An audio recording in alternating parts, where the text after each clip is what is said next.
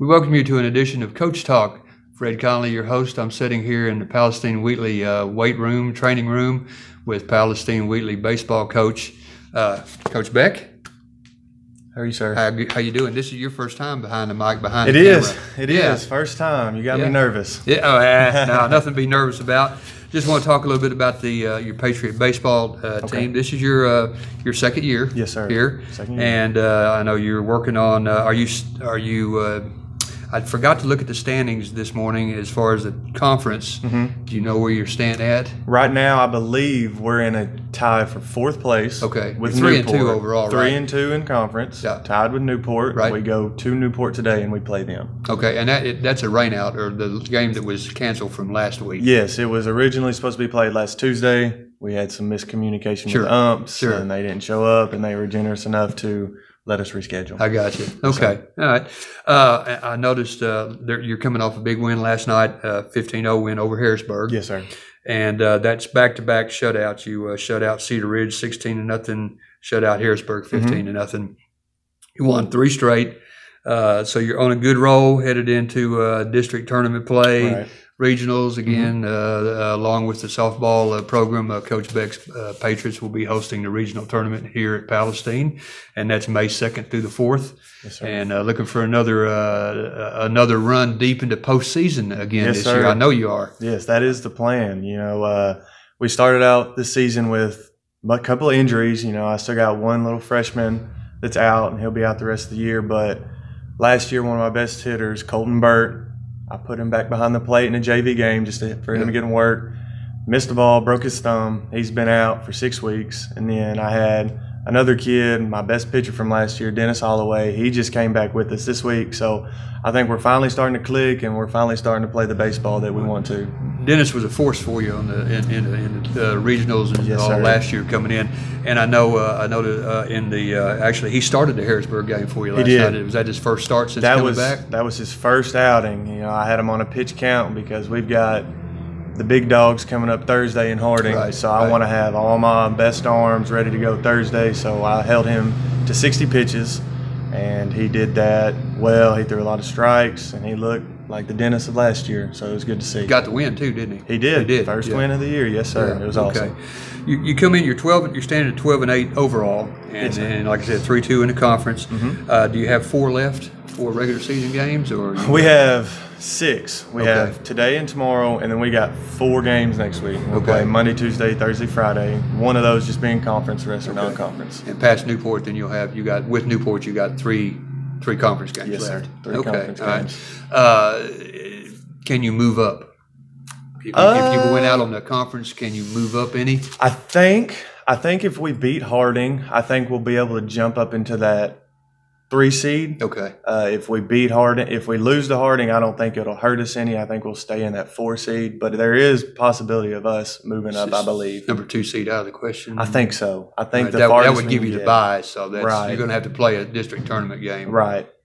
I mean, that would be awesome if there is a way that we can get the 2 seed. Yeah. I mean, obviously we want that, and obviously you'd probably have to have some help. Yes, we would. Yeah, we'd have to have Tuckerman or Harding probably lose again. Right, but all we got to do is take care of our business and get as high as we can. We talked about Dennis coming back to bolster the pitching staff, and your pitching staff has been really good this year. Have.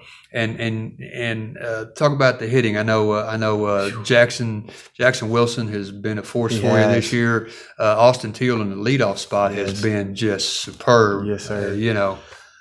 Hitting's kind of been that roller coaster for us this year. Some games will have like 12 to 15 hits, and then other games will have 4 to 5.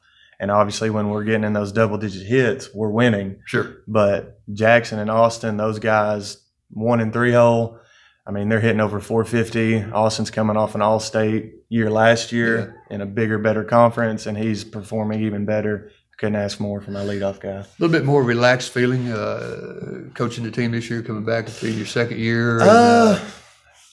It was to start. And then when I got the news of my two of my best guys being out, it kind of got stressful.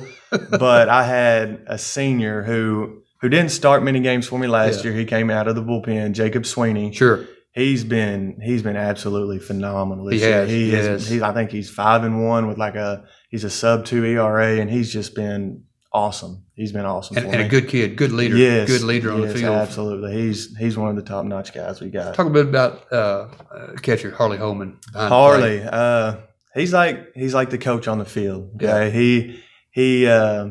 He coaches those guys. He demands a lot out of those guys. He's always chirping in the dugout, trying to get him chirp more on the field, but he's chirping in the dugout, always staying on our guys. He's my voice to our players out there. He's intense. He's intense from behind the plate to the dugout and back again. He loves baseball. Yeah. He's a good catcher. He knows the game. He knows what to do, when to do it, how to do it. He knows it. Yeah.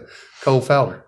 Cole Fowler last year was one of my best hitters, and then he got hit in the face. Yeah. And he was out for a few weeks, and he kind of had to work over that mental game of being scared of the ball.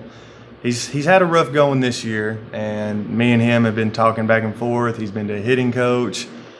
He struggled, but last night he had 2 doubles. Right. I mean, it was in a JV game, but he hit the ball hard, so that was promising. So hopefully he'll start figuring it out. Especially going into postseason at this time of year. Maybe we'll get him going. Yeah. All right. Like I said, I know you as a coach, you'd like to be able to get into that second spot going into postseason. But you know what?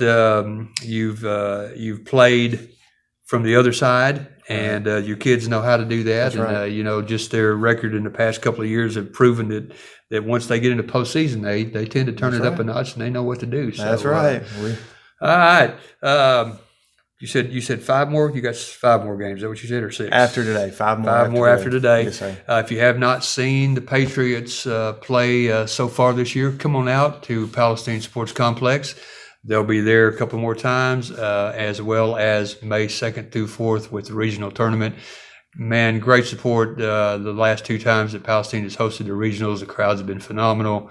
Always great baseball, great softball. Come out and watch Coach Beck and his Patriots. Cheer them on. Grab your ringside seat right up by the fence.